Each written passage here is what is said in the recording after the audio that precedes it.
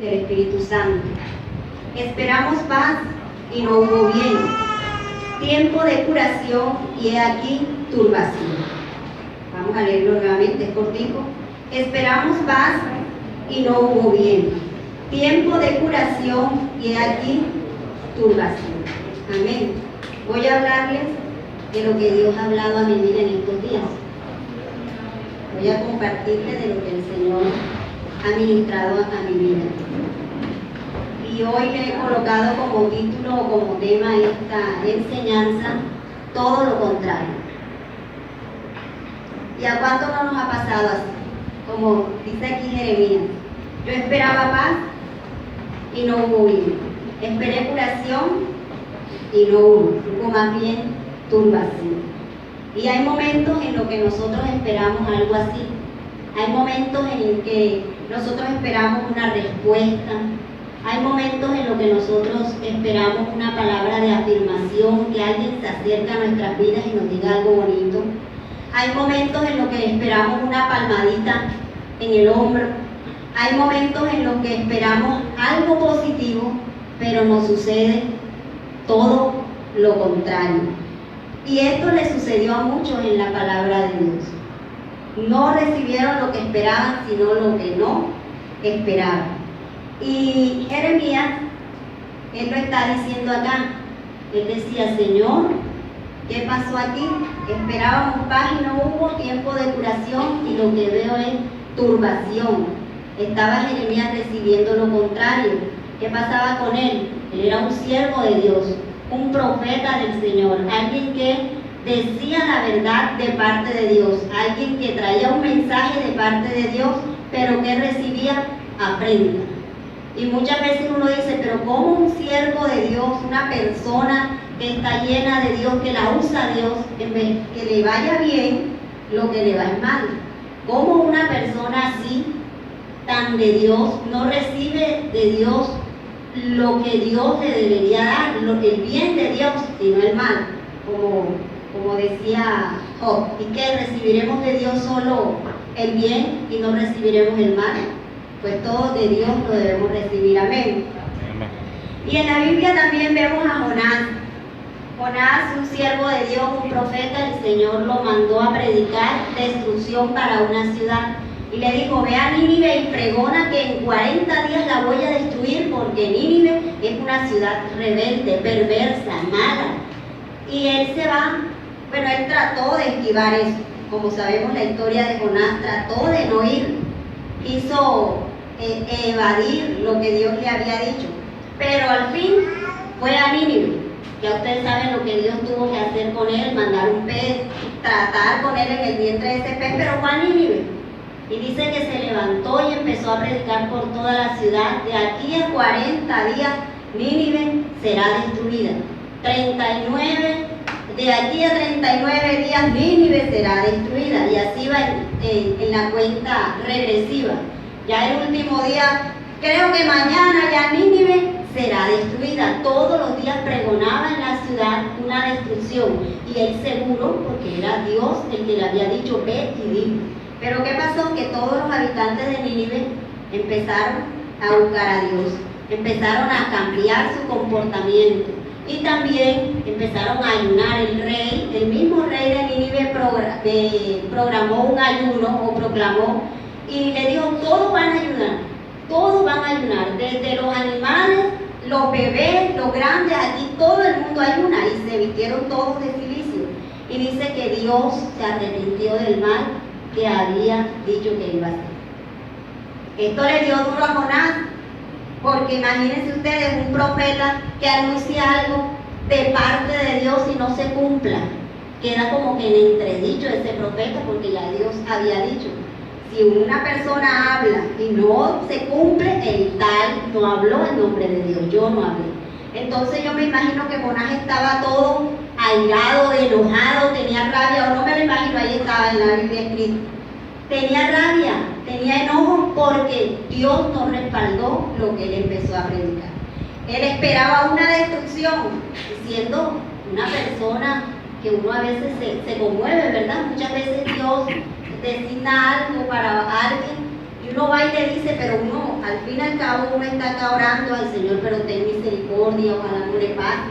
Jonás se molestó, Señor, tú tenías que destruirlo, por eso yo no quería ir a Nínive, porque yo sé que tú te ibas a arrepentir y esto era lo que iba a pasar.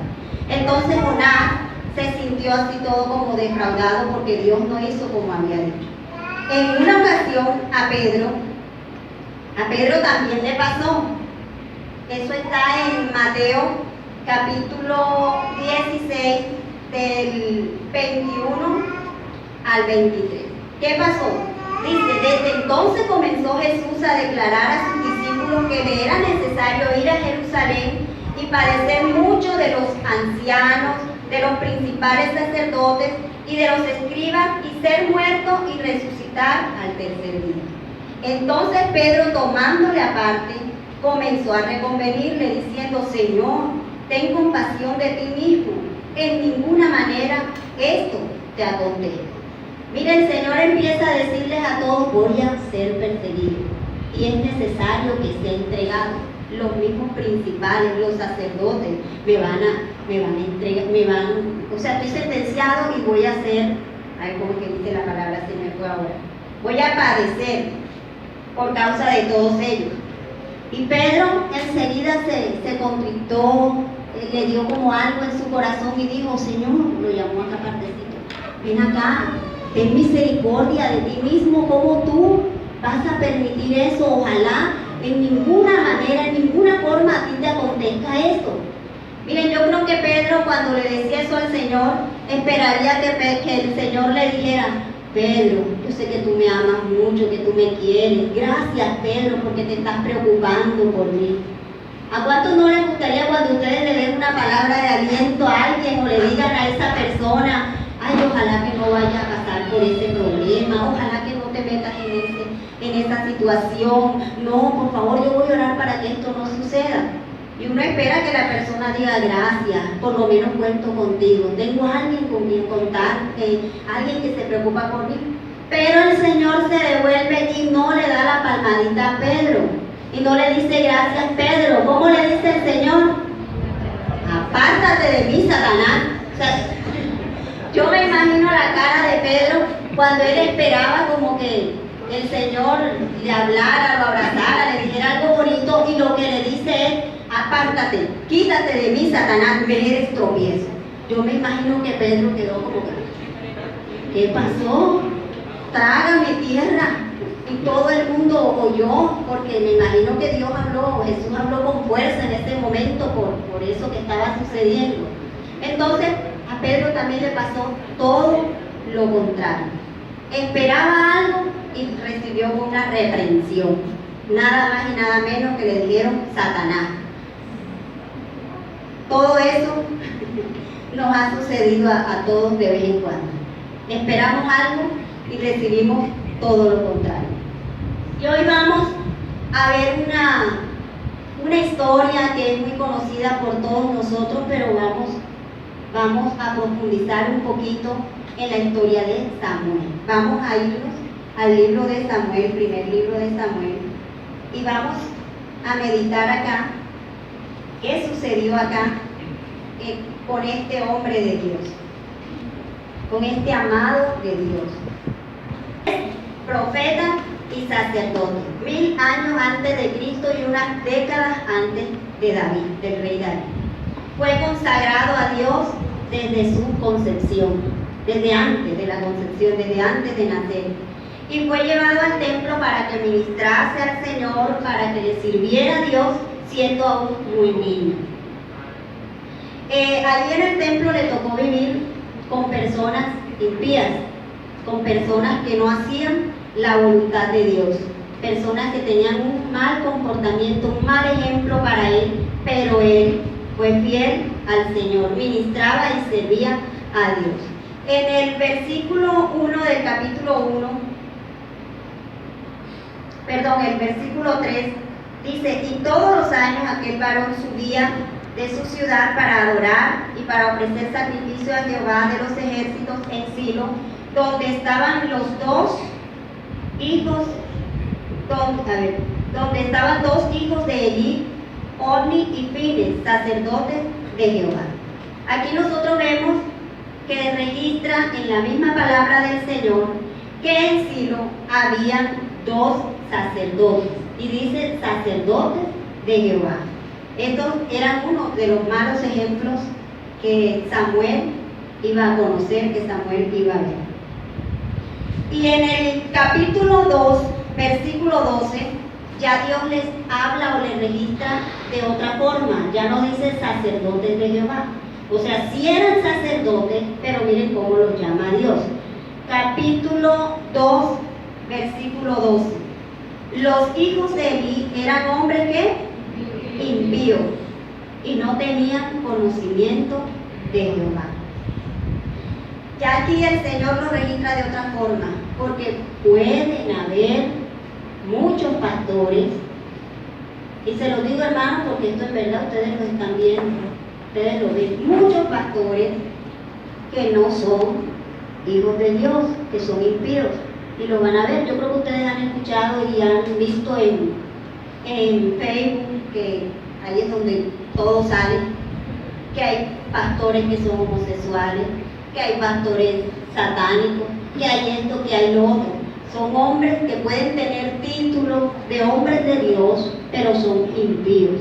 Amén. Y Dios también registra aquí que estos 2 hombres ministraban, servían como sacerdotes, pero eran impíos, hombres malos, hombres que no eran hijos de Dios. Pero también dice más adelante, y no tenían conocimiento de Jehová. Ya esta palabra del hebreo original es yada, conocimiento. Yada, que quiere decir relación íntima. No era que no la habían escuchado, que no habían conocido nada de Dios, era que no tenían. Es la misma palabra que se utiliza cuando dice, y Adán conoció a Eva. Es intimidad. Entonces aquí se refiere a que estos hombres que eran sacerdotes, que ministraban en el templo, no tenían yada, no tenían conocimiento o intimidad de Jehová con Dios, no tenían una relación íntima con el Señor.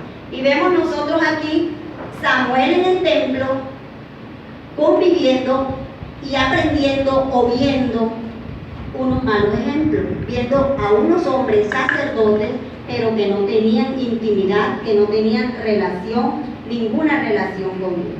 ¿Por qué eran impíos? ¿Por qué el Señor los llama impíos? El 13 y 14 nos dice así: y era costumbre de los sacerdotes con el pueblo, que cuando alguno ofrecía sacrificio, venía el criado del sacerdote mientras se cocía la carne, trayendo en su mano un garfio de 3 dientes, y lo metía en el perol, en la olla, o en el caldero, o en la marmita, y todo lo que sacaba el garfio, el sacerdote lo tomaba para sí. De esta manera hacían con todo israelita que venía a Silo.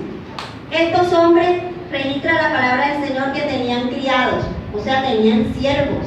Ya ellos tenían siervos para ir a reclamar lo que no les pertenecía. Ellos eran los sacerdotes, pero ya tenían personas a su servicio. Dice que tenían criados para hacer el mal. Y tomaban de los sacrificios, de las ofrendas que llevaba el pueblo, tomaban todo lo que ellos querían. Dice que ellos venían con un garfio de 3 dientes, y metían en el perol donde se iba a cocinar la ofrenda, el sacrificio, y sacaban de ahí lo que querían. ¿Qué dice la palabra del Señor? Dice: cuando alguno ofrecía sacrificio, venía el criado del sacerdote mientras se cocía la carne, trayendo en su mano un garfio de 3 dientes. Lo metían en el perol, y dice, y todo lo que sacaba el garfio, el sacerdote lo tomaba para sí. De esta manera hacían con todo israelita que venía a adorar así. El sacerdote mandaba a sus criados y decía: mete el garfio y di que todo lo que salga es para el sacerdote. Todo lo que salga es para el sacerdote. Eran impíos porque esto no era lo que había mandado el Señor. Dios no había ordenado así, de esa forma. En Deuteronomio capítulo 8, versículo 13, el Señor nos enseña que el sacerdote nada más tenía derecho a 3 partes del animal. Nada más tenía derecho a 3 partes del animal, que era la espaldilla, la quijada y el cuajar. Era lo único que podía sacar el sacerdote. ¿Qué hacía este sacerdote o estos sacerdotes? Metían el garfio y lo que saliera, todo. Hay muchos pastores que hacen así. Lo que entre, venga para acá. Eso es para el pastor. Oh, porque eso está mal. Eso no es lo que Dios mandó. Es una parte para el sacerdote. Y nada más tenían que coger espaldilla, quijada y cuajar. Era lo que Dios había ordenado. Y esa carne, el versículo 15 dice: asimismo, antes de quemar la grosura, venía el criado del sacerdote y decía al que sacrificaba: da carne que asar para el sacerdote, porque no tomará de ti carne cocida, sino cruda. Debían cocinar la carne. Esa carne se debía cocinar. ¿Y qué decían estos hombres para ver? Dame la carne aquí, no la cocines, dámela antes de que la eches a cocinar porque la quiero cruda para asar. O sea, el sacerdote no quería la carne cocida, sino que la quería asar. Y eso también va en contra de la ley de Dios, de lo que Dios había estipulado, porque el sacerdote no podía comer carne asada. El sacerdote, claro, ahora sí, por si acaso me ven comiendo carne asada. El sacerdote no podía comer carne asada, debía ser cocida.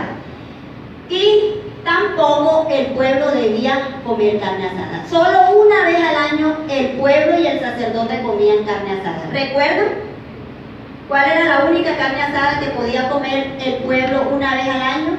La carne del cordero pascual. Era la única que se asaba. Pueden leer en Éxodo 12:8. Vamos a leerlo. Éxodo 12:8. Entonces, estos hombres venían y pedían carne asada. ¿La encontraron? Y aquella noche comerán la carne asada al fuego y panes sin levadura con hierbas amargas lo comerán. Esa era la única carne asada que podía comer el sacerdote. Pero estos eran glotones, les gustó, quedaron fascinados con la carne asada y entonces ya no querían la carne cocida, sino la querían asar. ¿Qué dice el número 6:19?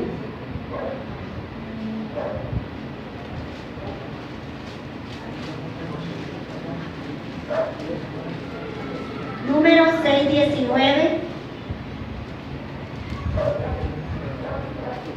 Vamos a esperar que la hermana.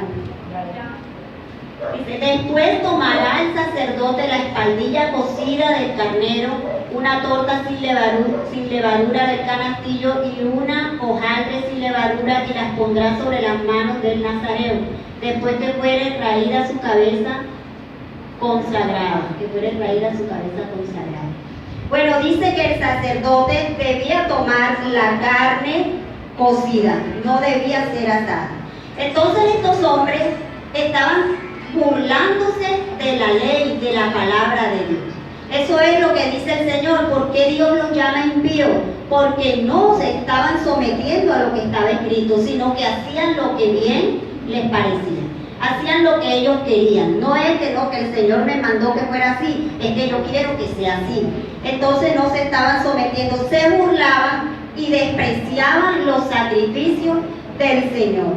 Y esto también ponían en poco o tenían en poco la exclusividad del cordero pascual, que nada más era una sola vez al año. Y esto era grave, porque ese cordero nos representaba al mismo Cristo. Era una representación del mismo Cristo. Entonces ellos venían y decían: da carne que asar. Así era que venían, como que por obligación. Y decían que sacrificaba: da carne que asar para el sacerdote, porque no tomará de ti carne cocida, sino cruda. De esa forma hablaban. Y si el hombre le respondía: queme la grosura primero, que era lo que se debía hacer, y después toma tanto como quieras, él le respondía: no, sino dámela ahora mismo, de otra manera yo la tomaré por la fuerza. Eran hombres violentos y con el permiso del sacerdote. ¿me das la carne ahora o yo la tomo por la fuerza? Pues yo te la quito, yo te la robo, yo la como. O sea, cómo menospreciaban las ofrendas del Señor. De esa forma hacían estos hombres. Y no solamente esto, sino que hacían pecar al pueblo. Algunos del pueblo decían, bueno, ellos son los que mandan, ellos son los sacerdotes, vamos a dárselo. A ellos tenemos que obedecer. Entonces ellos daban como ellos les decían. Otros no, otros se amargaban y decían, pero ¿por qué tenemos que hacer las cosas así si así no dice la palabra de Dios? Y entonces se ponían a amargarse, a dañarse el corazón, a estar murmurando, a estar chismeando y hablando cosas que no debían hacer. Otros hacían como Samuel, callaban y esperaban en Dios. Callaban y esperaban en Dios, no se contaminaban, no hablaban, no murmuraban. Dios tiene el control. Amén. Y Dios hará. Y esa es la que nosotros debemos hacer. Amén. Entonces, hacían pecar al pueblo. Dice el versículo 17. Era pues muy grande delante de Jehová el pecado de los jóvenes, porque los hombres menospreciaban las ofrendas de Jehová. ¿Ha escuchado usted personas que dicen, yo no ofrendo, yo no diezmo, yo no doy nada de eso porque eso es para los pastores? Los pastores son los que se viven engordando, los que se la comen, todo es para ellos. Es por esto, porque hay lastimosamente hombres, pastores, que todo es para ellos y dan ese mal ejemplo.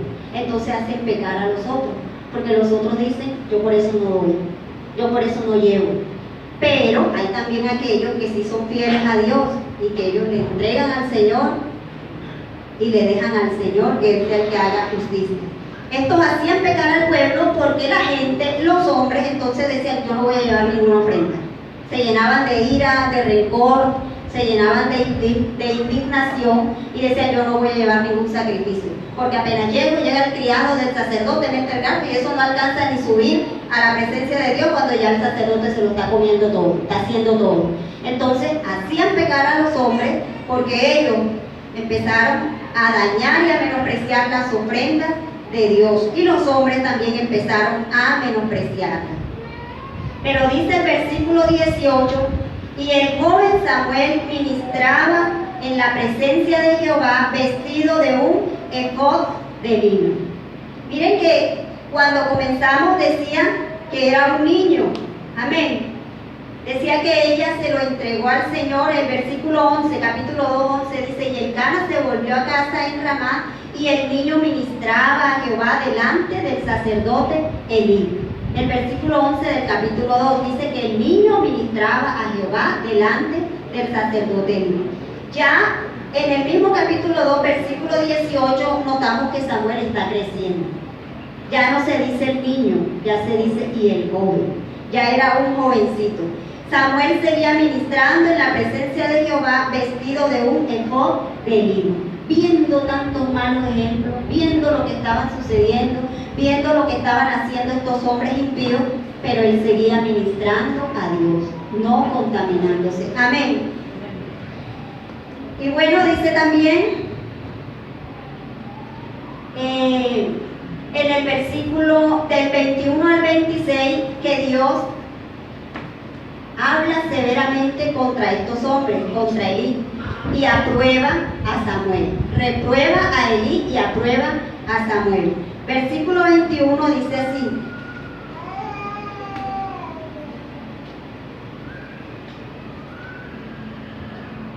pero Elí era muy viejo y oía de todo lo que sus hijos hacían con todo Israel y cómo dormían con las mujeres que velaban a la puerta del tabernáculo. Otro pecadillo más que tenían estos hombres. Aparte de que menospreciaban las ofrendas de Dios, eran unos adúlteros. Aquí dice que fornicaban, pero estos hombres eran casados. Capítulo 4 usted se da cuenta que ellos tenían sus mujeres, eran casados y estaban adulterando en la puerta del tabernáculo de reunión con aquellas mujeres que iban a la adoración, a la oración, con aquellas mujeres que velaban en esa puerta. Ellos también se acostaban con ellas. Y les dijo: ¿Por qué hacéis así? Esto lo está diciendo Elí, tratando de exhortar a sus hijos, pero de una forma tierna y cariñosa. Y les dijo, ¿por qué hacéis cosas semejantes? Porque yo oigo de todo este pueblo vuestros malos procederes, y no, hijos míos, porque no es buena la fama que yo oigo, pues hacéis pecar al pueblo de Jehová. Si pecare el hombre contra el hombre, los jueces le juzgarán, mas si alguno pecare contra Jehová, ¿quién rogará por él? Pero ellos no oyeron la voz de su padre, porque Jehová había resuelto hacerlos morir.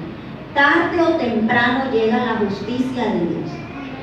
Dice, hay varias citas en la Biblia que dice que el hombre pecó hasta que llegó el colmo de Dios. Hasta que llegó el colmo. A veces nosotros vemos personas que hacen, deshacen, pecan, y uno dice, Dios mío, no les pasa nada. Déjenlo, que Dios está haciendo algo. Dios ha resuelto algo. Denle el tiempo, que Dios está esperando el colmo para actuar. Amén. Y dice que ya Dios había resuelto hacerlos morir. El padre Elí va donde sus hijos y les va a exhortar, pero les habla de esa manera cariñosa, que a veces nosotros cometemos ese error. Muchas veces hay momentos en que nuestros hijos cometen falta, que nosotros tenemos que sentarnos, dialogar y hablarles y decirles, ven acá, mijo, yo te voy a enseñar algo, yo te voy a explicar algo, lo que tú estás haciendo no está bien. Le vamos a enseñar algo que él no sabe. Mijo, eso no es así, esto se hace así, esto a Dios no le agrada, esto que estás haciendo ofende a la presencia de Dios. Hay momentos en que nos toca así, ¿verdad? Pero hay momentos en que nos toca castigar, hay momentos en que nos toca corregir con vara, o sea, no siempre es el diálogo, como dicen hoy en día los psicólogos, no, el diálogo ayuda a todo. Hay momentos que hay que exhortar, hay momentos que hay que castigar, hay momentos que hay que reprender. Y lo que estos jóvenes estaban haciendo no era cualquier cosa. Estos jóvenes estaban trayendo maldición al pueblo de Dios. Si un hijo mío llega a la casa con algo que yo sé que no es de él, algo que yo no le compré, que no le compró el papá, algo que es caro, que llegue mi hijo con una tablet, y yo le voy a decir, ven acá, mijito, ¿tú de dónde sacaste esa tablet? Mi amorcito, eso no le agrada a Dios. Ya sabe que eso no le agrada a Dios. Ay, qué bonito, ¿verdad? Pero así no es. Así no es, yo tengo que tomar correctivos. Eso no está bien. Me hace el favor y devuelve esa tablet. Y si me toca pegarle los 3 cantacitos, se le dan los 3 cantacitos, porque lo voy a enseñar a que cometió un error grave. Fue un error grave, no fue cualquier cosa. Así sea un lápiz, un lapicero, enséñenle, porque sabe que si usted se pone a recibir todo lo que él trae, usted está trayendo maldición para su casa. Usted está trayendo maldición. Dios tiene que revelarle eso al Padre, amén. Que es una maldición, el que roba, pues también está trayendo maldición. A usted también lo van a robar y usted también va a perder lo que más quiere, lo va a perder, porque Dios le va a castigar esa acción. Entonces, hay momentos en los que yo tengo que hablar y dialogar, claro que sí, pero hay momentos en que hay que castigar, hay que corregir, hay que enseñar. Amén. Y esto que estaban haciendo estos jóvenes no era para decirle, hijos míos, qué fama la que oigo de ustedes. Porque pareciera que él estuviera preocupado por la fama.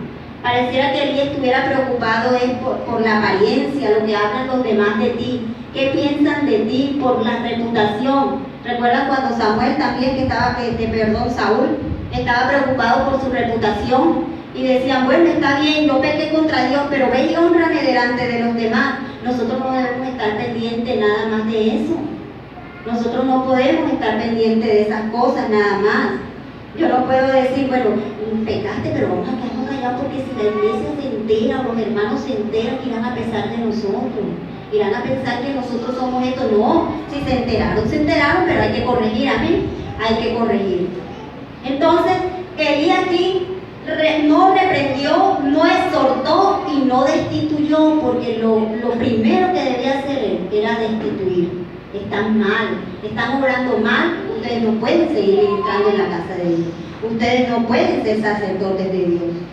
Y no lo hizo, pero Dios tuvo que hacerlo. Dios hace justicia tarde o temprano, y en el capítulo 4 nosotros vemos la justicia que hace Dios. Nosotros vemos lo que hace el Señor. Y los 3 mueren en un mismo día. pierden una batalla contra los filisteos, se llevan el arca, matan a Og y a Finnes, mueren en esa batalla. Y cuando al padre le llevan la noticia de que sus hijos mueren, se va, se cae de la silla y también muere en ese día. La mujer de uno de ellos, que ese día también estaba embarazada para dar a luz, da a luz y no sé, por la noticia también muere en el parto. Y bueno, vemos allí que vino una desgracia, vino una maldición. Dios habló por profetas y Dios dijo: no los tendré más por sacerdotes. Creo que eso lo encontramos en el capítulo, ahí mismo en el capítulo 2, versículo 29. Vamos a leer lo que Dios decidió por esta familia. Dice: porque habéis hollado mis sacrificios y mis ofrendas que yo mandé ofrecer en el tabernáculo, y has honrado a tus hijos más que a mí. El que ame a su padre, a su madre, a su hijo, a su hija, más que a Dios, ¿qué dice la palabra? No es digno de mí. No es digno de mí. Yo no puedo anteponer lo que hagan mis hijos a la voluntad de Dios. Primero es lo que Dios dijo. Amén. Primero es lo que Dios dijo. Y dice: y has honrado a tus hijos más que a mí, engordando de lo principal, de todas las ofrendas de mi pueblo Israel. Por tanto, Jehová, el Dios de Israel, dice: yo había dicho que tu casa y la casa de tu padre andarían delante de mí perpetuamente. Mas ahora ha dicho Jehová: nunca yo tal haga, porque yo honraré a los que me honran, y a los que me desprecian serán tenidos en poco. Qué versículo tan hermoso, ¿verdad? Yo honro a los que me honran. O sea, Dios te va a bendecir si tú lo honras, si tú eres fiel, si tú lo obedeces. Pero si tú no tienes en cuenta a Dios para las decisiones, para lo que dices, para lo que haces, para lo que piensas, Dios no te va a honrar. Amén. Dios no te va a honrar. Él dice: pero los que me desprecian, los que no me tienen en cuenta, los que no piensan en mí antes de proceder, dice: los tendré en poco. Los tendré en poco. Entonces vemos aquí Dios haciendo justicia en esta familia, que pensaban que todo lo que hacía nadie lo veía, Dios no lo veía, no había castigo, no pasaba nada. Dios hizo justicia en un día. Y vemos a Samuel creciendo. Vemos a un Samuel que sigue creciendo y que, a pesar de los malos ejemplos que él estaba acostumbrado a ver, a pesar de esos hombres impíos que él veía ministrar, que él veía como ejemplo para el sacerdote, él no se corrompió. Él siguió fiel al Señor. Él se guardó, ni habló, ni se quejó, ni se amargó, ni hizo nada de lo que estos hombres hacían. Seguía ministrando, seguía creciendo y seguía obedeciendo al Señor. Era fiel. Y ya en el capítulo 7 vemos a un Samuel que creció. Ya habían pasado 20 años aproximadamente. Ya creció Samuel. Y en el capítulo 7, versículo 3, se levanta Samuel ya como ese hombre, como ese juez. Ya todas estas personas habían muerto, ya había pasado mucho tiempo, 20 años aproximadamente, y vemos un Samuel, un hombre de Dios, un siervo de Dios, que se levanta y le dice así al pueblo de Israel. Habló Samuel a toda la casa de Israel diciendo: si de todo vuestro corazón os volvéis a Jehová, quitad los dioses ajenos y Astarot de entre vosotros, y preparad vuestro corazón a Jehová, y solo a él servid, y os librará de la mano de los filisteos. Entonces los hijos de Israel quitaron a los Baales, a Astarot, y sirvieron solo a Jehová. Y Samuel dijo: reunid a todo Israel en Mizpa, y yo oraré por vosotros a Jehová. Vemos a un hombre de Dios que se levantaba, amén, un hombre de Dios que se levantaba al servicio del Señor, que se levantaba en santidad, que se levantaba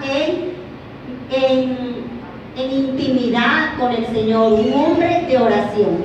Y este hombre le dice a todos los de Israel, bueno, vamos a servir a Dios, vamos a ser obedientes a Dios, vamos a ser fieles a Dios y vamos a dejar las cosas que a Dios no le agradan. Vamos a quitar todo cuanto Dios hemos levantado, que no es el único y verdadero Dios. Y empezó a decirle a todos, vamos a quitar todos esos dioses que se han levantado con nosotros. Y yo sé que Dios nos va a librar de manos de los filisteos, porque los filisteos que habían llevado el arca le habían ganado y habían tomado muchas ciudades del pueblo de Israel. Habían tomado ciudades y ellos tenían ahora que reconquistar, tenían que pelear contra los filisteos y ganar, tener la victoria. Se levanta Samuel, un hombre de Dios, y empieza a mostrar santidad e intimidad. Versículo 5 y versículo 8 nos dice de esta forma: y Samuel lo reunió a todo Israel en Mizpa y Samuel dijo: reunid a todo Israel en Mizpa y yo oraré por vosotros a Jehová. Y se reunieron en Mizpa y sacaron agua y la derramaron delante de Jehová y ayunaron aquel día y dijeron allí: contra Jehová hemos pecado. Y juzgó Samuel a los hijos de Israel en Mizpa. Hicieron oración, se arrepintieron de su pecado y decidieron servir al Señor. Amén. Y dice que Samuel hizo un sacrificio para Dios, hizo un altar y sacrificó para el Señor. Y vemos la diferencia que dice la palabra de Dios, que lo presentó en holocausto, todo completo, entero para el Señor. Ahí no fue que no, yo voy a tomar una parte para mí, y luego lo hizo un holocausto, lo entregó todo. Y Dios le dio la victoria ante los filisteos. Dios le dio la victoria y los filisteos perdieron la batalla porque Dios estaba con Samuel. Pero dice también que Samuel, así como creció, también formó su hogar y también tuvo 2 hijos. Y Samuel tuvo un hijo que se llamaba Joel y el otro Abías. Miren, mientras los hijos de Eli, Ofni y Fines, ellos también eran hombres que nacieron cuando Eli ya tenía conocimiento de Dios. Los nombres de ellos no representaban nada para el Señor. Los nombres de ellos eran unos nombres cualquiera. Fines, que eran nombres del antiguo Egipto, significaba rubio. Y Ofni significaba renacuajo. Miren los nombres que tenían estos: Ofni y Fines. Uno rubio, el otro renacuajo. Pero dice que Samuel tiene 2 hijos. Y Samuel, ante ese mal ejemplo que había vivido, yo creo que Samuel dijo: yo voy a ser diferente. Aquí estos hombres de pecado, corruptos, que yo vi tantas cosas malas, yo no voy a seguir ese ejemplo. Tuve a mi hijo Joel. Vamos a ver qué nombre le pongo o qué significado tiene este nombre. Y Joel significa Jehová es Dios. El primer nombre para su primogénito tiene un significado hermoso. Joel, Jehová es Dios. Segundo hijo, Abías, dice: también lo voy a consagrar. Cuando nacen nuestros hijos, nosotros buscamos un nombre que venga de parte del Señor, que tenga un significado espiritual, ¿verdad? Nosotros como cristianos queremos eso, porque queremos consagrar a nuestros hijos para el Señor, para nuestro Dios. Si nosotros nos ponemos a buscar farándula y buscar nombres ahí todos raros, ahí de cantantes, de artistas y todo eso, quiere decir que nosotros no estamos consagrando a nuestros hijos para el servicio a Dios, sino que lo estamos como que levantando para ser un artista, para hacer algo así para el mundo, para los hombres. Y él consagró a sus hijos. Abías significa adorador de Dios. Ténganlo en cuenta por si a ustedes les gustan estos nombres y se lo quieran colocar a un hijo, son unos significados hermosos. Joel, Jehová es Dios. Abías, adorador de Dios. Les puso nombre, consagrados para el Señor. Mis hijos van a ser diferentes. Empiezan con un nombre que a Dios le agrade, un nombre que traiga la presencia de Dios al hogar. Habían nacido para seguir el ejemplo de su padre Samuel. Dice el versículo 15 y 16 del capítulo 7, dice, y juzgó Samuel a Israel todo el tiempo que vivió. Fue pues todo el tiempo que vivió, aparte que fue sacerdote y que fue profeta. Y todos los años iba y daba vuelta a Betel, a Gilgal y a Mizpa, y juzgaba a Israel en todos estos lugares. Un hombre de servicio, de consagración, un hombre que aunque envejeció, creció desde niño, siguió fiel a Dios y le servía al Señor. Y dice que recorría todos estos lugares, todo el tiempo iba y les estaba dando vuelta.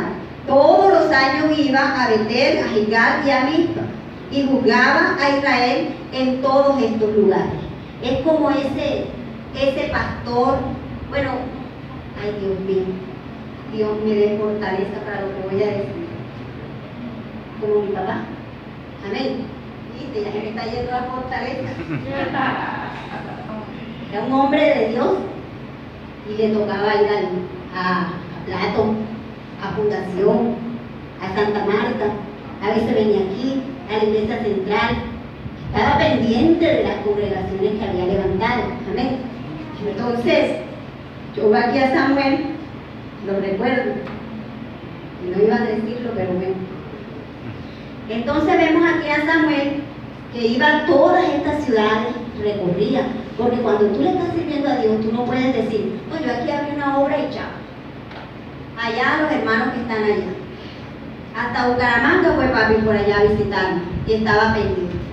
Y llevando, y nosotros trayéndole el informe, el reporte, y así se la pasaba, visitando los lugares y estaba pendiente de la obra del Señor.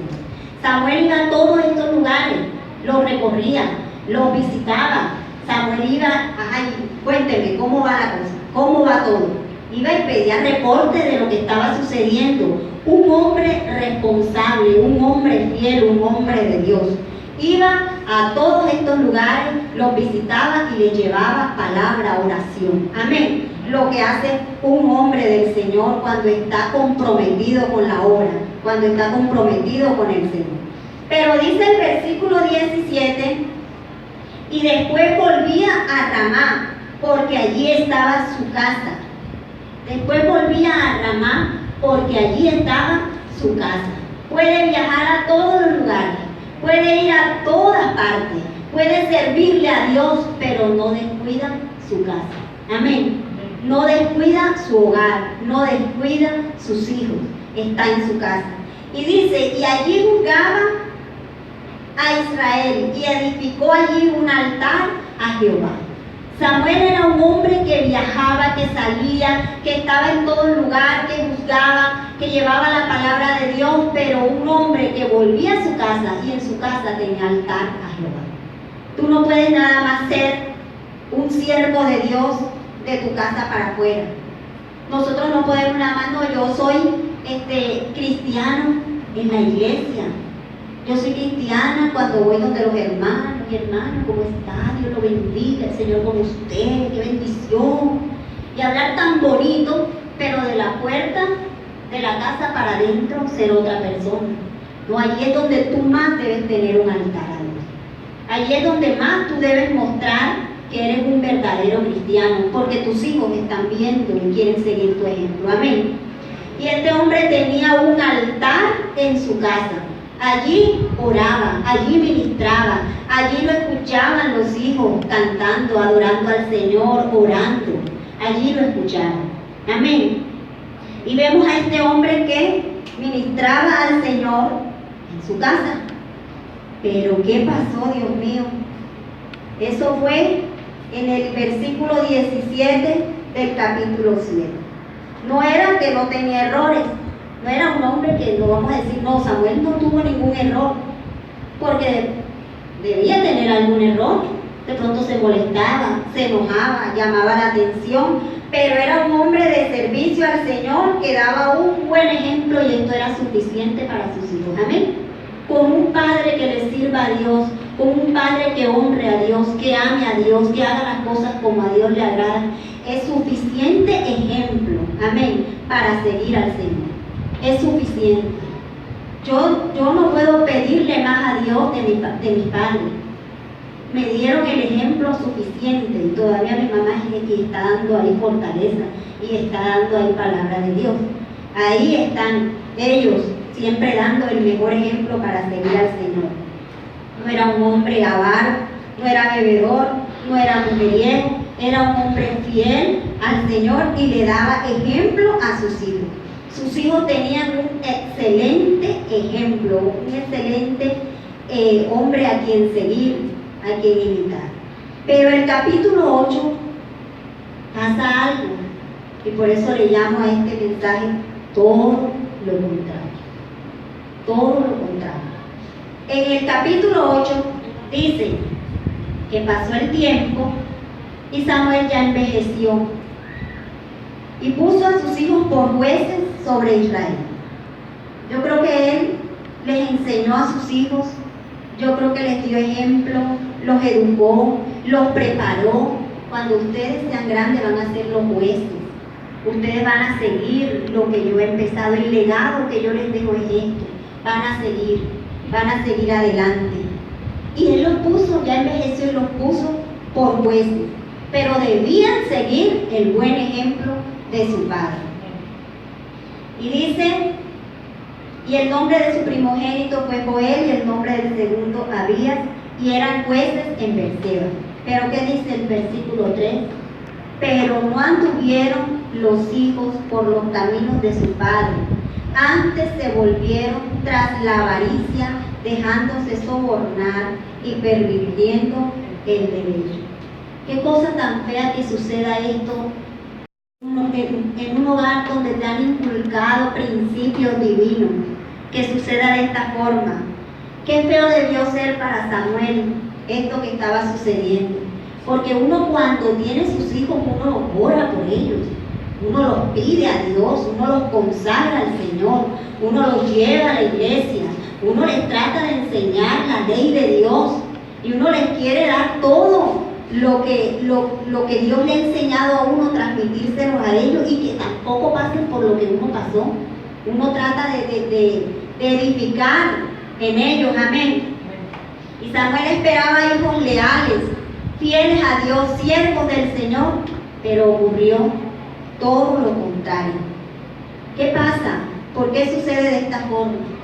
Es que ellos se ven tan rutinarios en las cosas de Dios, es que se ven tan acostumbrados a la gloria de Dios, están tan rodeados de milagros, están tan rodeados de presencia de Dios, que lo ven como algo común, que lo ven como si eso no fuera un privilegio, ser hijo de un cristiano, ser hijo de un pastor, ser hijo de un profeta, ser hijos de un siervo del Señor, de un líder en la casa de Dios. Lo ven tan rutinario que muchas veces los de afuera medio ven algo de la gloria de Dios, medio ven algo de lo que Dios hace y para ellos eso es impactante.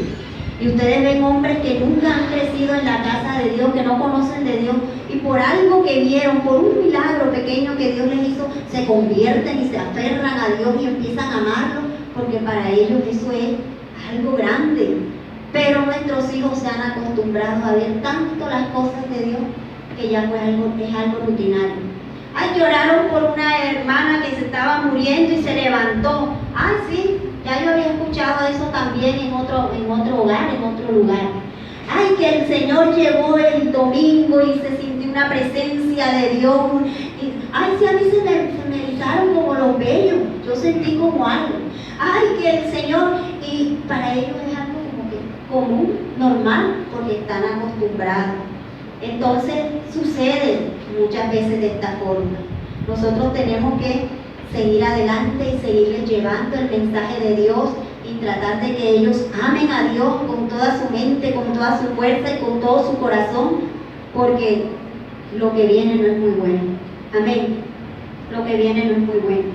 Y a veces vemos más lealtad en el mundo que en los mismos hijos de Dios. A veces vemos hijos de cantantes, que los hijos son cantantes. ¿Recuerdan Diomedes Díaz, verdad? y nosotros veíamos en el noticiero, ay, que le apareció un hijo por allá y el hijo cantaba igualito, igualito, y canta igualito y hasta igualito. Se ve esa lealtad, mi padre es cantante, yo soy cantante. Vemos hijos de borrachos, no, que el papá era borracho y pensaron que este iba a salir bien, que va, otro borrachón cuando creció y empezó a ganar plata, empezó a tomar. Vemos hijos de ladrones, aprendieron, oye, qué lealtad, qué fidelidad, ¿verdad? Vemos, veamos buenos ejemplos también, los hijos de los doctores quieren ser doctores. Los hijos del abogado quieren ser abogados. Y así, una lealtad para todas esas cosas. Pero pregúntale a un hijo de pastor si quiere ser pastor. Pregúntale a un hijo de un misionero si quiere ir a predicar la palabra de Dios por África como hace su padre. Ni por ahí. Y es más, a veces el hijo del pastor está por allá tomando y haciendo cosas que nunca vio de su papá. A veces el hijo del misionero está en San Andrés, está en Taganga, no vamos tan lejos, en el Rodadero, paseando, compartiendo con los amigos, mientras el papá está por allá por la selva, ¿cómo es que se llama? El de aquí de la Sierra Nevada de Santa Marta, predicándole a los indios por allá. Y el hijo del misionero ni por allí. ¡Qué falta de lealtad! Uno quiere que los hijos sigan el ejemplo, que los hijos amen a Dios, tú los educas, los levantas desde pequeños, tú les tratas de... Pero, ¿qué pasa? ¿Por qué no siguen al Señor? Sino todo lo contrario, se apartan de Dios. Pero hermanos, nosotros debemos continuar. Amén. Nosotros debemos continuar y serle fieles al Señor. Esto no hizo que Samuel se apartara. Esto no hizo que Samuel decayera. Esto no hizo que Samuel dijera, ay no, Señor, definitivamente yo traté de hacer todo diferente allí, yo traté de darles el mejor ejemplo, mejor dicho, ¿qué no hacía yo? Estaba siempre con ese altar en la casa, yo te servía, pero mis hijos estaban allí, les di el mejor ejemplo, así que mi Dios, hasta aquí llegamos. Tengo enojo, tengo rabia, no sigo más porque mira cómo salieron mis hijos. No, fue fiel hasta la muerte, amén. Siguió adelante, porque también hay cosas que nosotros no entendemos, pero hacen parte de la voluntad de Dios. Hay cosas que nosotros vemos contrarias, pero hacen parte de la voluntad de Dios. Dios quería que Samuel fuera ese último juez, y Dios quería levantar rey, porque eso de que los hijos de Israel pidieron rey y desagradó a Dios, no fue que nada más, esto fue iniciativa aquí en Samuel, en el libro de Samuel. Ya Dios había dicho desde antes. Ahorita esta mañana preguntándole a Giovanni, ¿dónde es que? Porque yo... Y el hermano Giovanni me ayudó con la cita, que está en Deuteronomio 14. Dice que Dios, 17, 14. Dios designó que el pueblo de Israel iba a tener rey. Y la voluntad de Dios se hace porque se hace. Amén. Iba a haber un rey. Y hasta aquí iban a llegar estos jueces. Y bueno, el primer juez nos pidió el hombre, fue conforme al corazón del hombre y fue un mal rey. Pero el segundo rey era conforme al corazón de Dios. Amén. Entonces Dios hace su voluntad. ¿Qué te toca a ti? ¿Qué me toca a mí? Seguir adelante. Seguir fieles. Seguir orando por ellos, porque ellos algún día tendrán que dar cuenta a Dios, algún día tendrán que escoger, amén, pero yo tengo que llevar hasta el fin mi responsabilidad como padre, amén, tengo que seguir ahí en los caminos de Dios enseñando. Hoy la hermana leía en Romanos y yo también iba a leerles en esta cita, Romanos 8:26.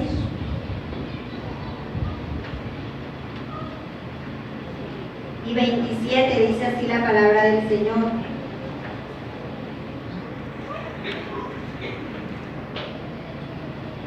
Dice: mas el que escudriña los corazones sabe cuál es la intención del Espíritu, porque conforme a la voluntad de Dios intercede por los santos.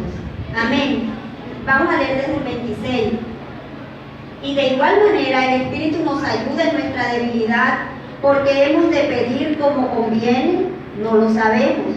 Pero el Espíritu mismo intercede por nosotros con gemidos indecibles. Mas el que escudriña los corazones sabe cuál es la intención del Espíritu, porque conforme a la voluntad de Dios intercede por los santos. Sigamos orando, hermanos. Sigamos orando por nuestros hijos. Sigamos clamando a Dios. Yo no sé cómo le estaremos orando, cómo le estaremos pidiendo a Dios, pero el Espíritu intercede con gemidos indecibles para ayudarnos en esa oración, para arreglar esa oración, amén, llevándola a que se haga conforme a la voluntad de Dios. Todo tiene que llegar a la voluntad de Dios. Y el 28 dice: y sabemos que a los que aman a Dios, todas las cosas les ayudan a bien. Esto es, a los que conforme a su propósito son llamados. Sigamos obedeciendo al Señor, sigamos amando a Dios, porque va a haber un final dichoso para aquellos que oran y confían y son fieles a Dios hasta la muerte. Amén. Todas las cosas les ayudan. Todo ayuda para bien a los que le aman. Pero te voy a regalar una cita para terminar y no sé, el espiritual juzgará. Amén.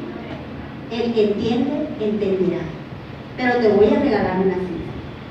Y te invito a leer en el 9, del 10 al 20. Te lo voy a leer y no te lo voy a explicar. Tú lo entenderás. Y va a ser fuerte. Pero es la voluntad de Dios. Amén. 9, 10 al 20. Y si quieres seguir leyendo más adelante, ahí te invito ahí. También te sigue hablando el Señor. Dice: y no solo esto, sino también cuando Rebeca concibió de uno, de Isaac nuestro padre, pues no había aún nacido, ni habían hecho aún ni bien ni mal, para que el propósito de Dios conforme a la elección permaneciese, no por las obras, sino por el que, por el que llama. Se le dijo: el mayor servirá al menor. Como está escrito: a Jacob amé, mas a Esaú aborrecí. A Jacob amé, mas a Esaú aborrecí. ¿Qué pues diremos? ¿Que hay injusticia en Dios? En ninguna manera. Pues a Moisés dice: tendré misericordia del que yo tenga misericordia, y me compadeceré del que yo me compadezca. Así que no depende del que quiere ni del que corre, sino de Dios que tiene misericordia. Porque la Escritura dice a Faraón: para esto mismo te he levantado, para mostrar en ti mi poder, y para que mi nombre sea anunciado por toda la tierra. De manera que de quien quiere tiene misericordia, y al que quiere endurecer, endurece. Pero me dirás: ¿por qué pues inculpa? Porque ¿quién ha resistido a su voluntad? Mas antes, oh hombre, ¿quién eres tú para que alterques con Dios? Dirá el vaso de barro al que lo formó: ¿por qué me has hecho así? ¿Lo entendieron? Si no lo entendió, vuelve y léalo. Porque aquí hay un misterio que tiene que ver con nuestros hijos, con nuestra generación. Vean, ¿sabe qué? Ante todo, la voluntad de Dios.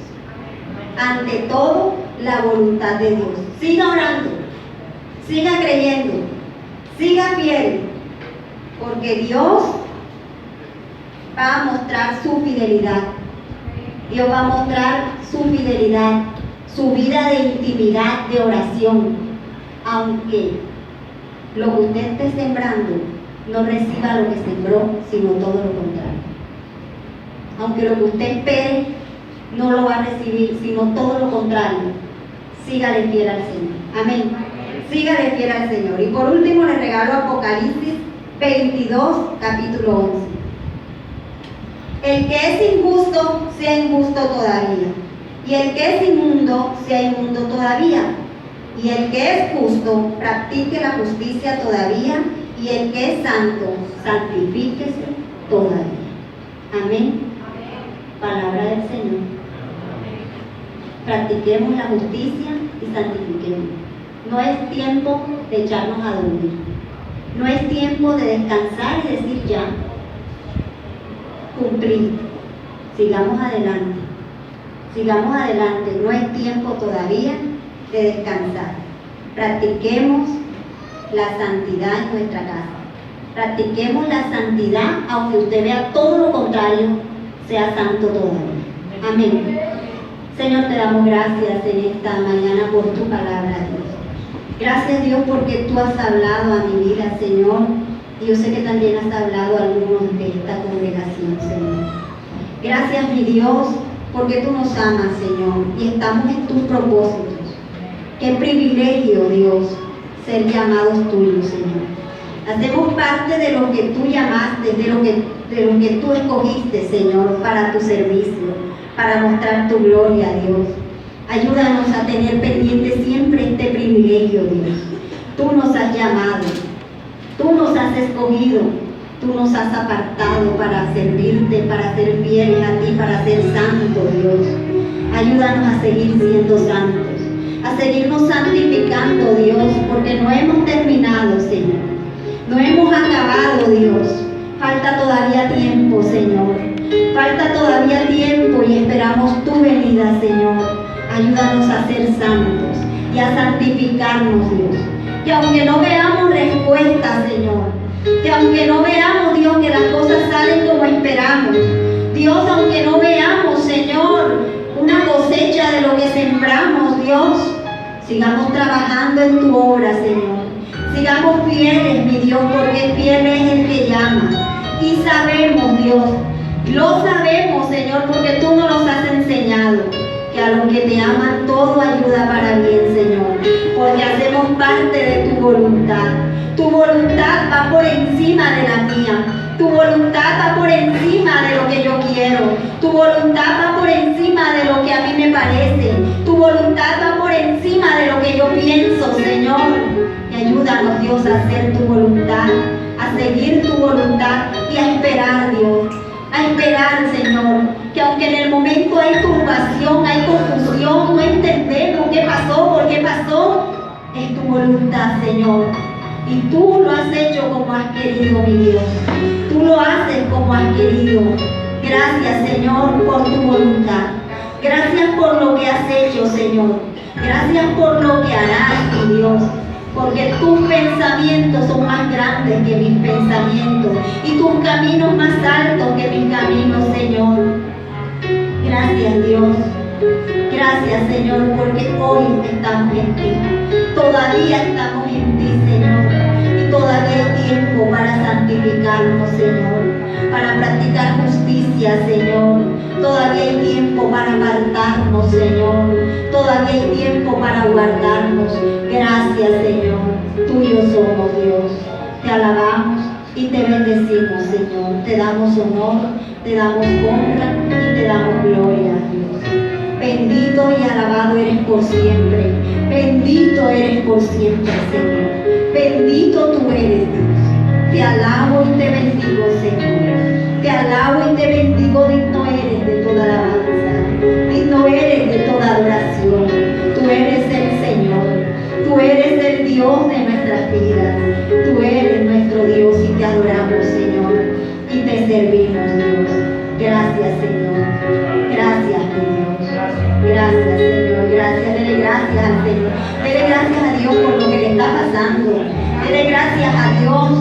Cuando usted vea que las cosas no son como esperan, dele gracias a Dios. Él está orando. Dele gracias a Dios porque Él desea lo mejor para usted. Dele gracias a Dios porque Él está haciendo su voluntad. Y aunque nos duela, aunque sea dolorosa nuestra vida, la voluntad de Dios es lo mejor. Gracias, Señor. Gracias, mi Dios, te alabamos y te bendecimos, Señor. Gracias. Gracias, mi Dios. Gloria y honra para ti, Señor. Gloria y honra.